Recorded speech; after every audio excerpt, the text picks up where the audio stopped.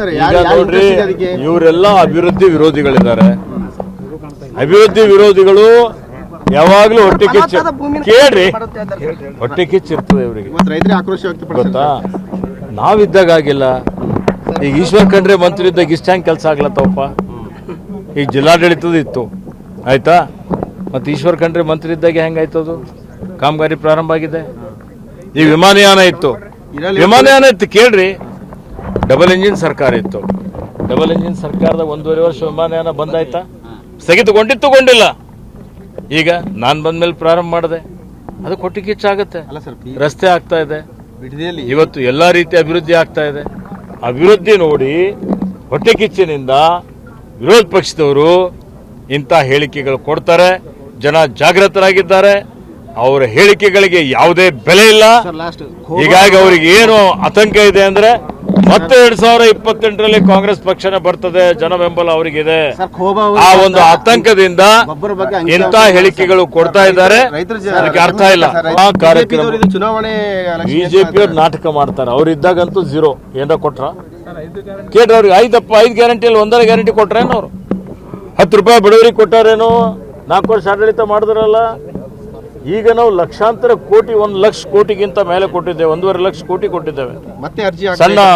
ಮತ್ತೆ ಹೌದು, ಈಗ ನೋಡಿ ಏನು ಸಮಸ್ಯೆ ಆಗೋದಿಲ್ಲ. ಉದ್ದೇಶ ಏನಿದೆ, ಯಾರು ಬೋಗಸ್ ಪಡಿಬಾರ್ದು.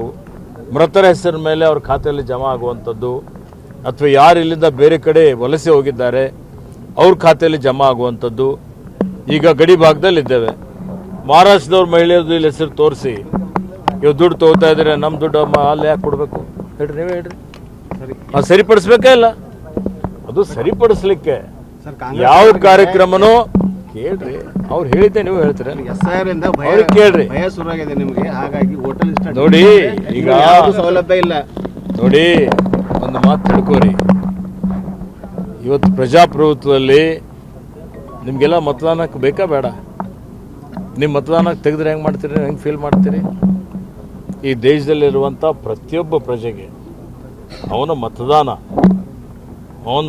ಅವನ ಹಕ್ಕು ಪ್ರಜಾಪ್ರಭುತ್ವದಲ್ಲಿ. ಈಗ ಲಕ್ಷಾಂತರ ಜನರ ಮತದಾನ ನಾವು ತೆಗೆದಾಕ್ಬಿಡ್ತೀವಿ ಅಂದ್ರೆ ಮತ್ತೆ ನೀವು ಪ್ರಜಾಪ್ರಭುತ್ವ ತೆಗೀರಿ, ರಾಜಪ್ರಭುತ್ವ ಮಾಡ್ತೀರಾ? ಸರ್ವಾಧಿಕಾರಿ ಧೋರಣೆ ಅನುಸರಿಸ್ತೀರಾ? ವೆಸ್ಟ್ ಬೆಂಗಾಲಲ್ಲಿ ಏನ್ ಮಾಡಿದ್ರು? ಎಷ್ಟು ಲಕ್ಷ ಮತದಾರ ಪಟ್ಟಿ ತೆಗೆದಿದ್ದಾರೆ?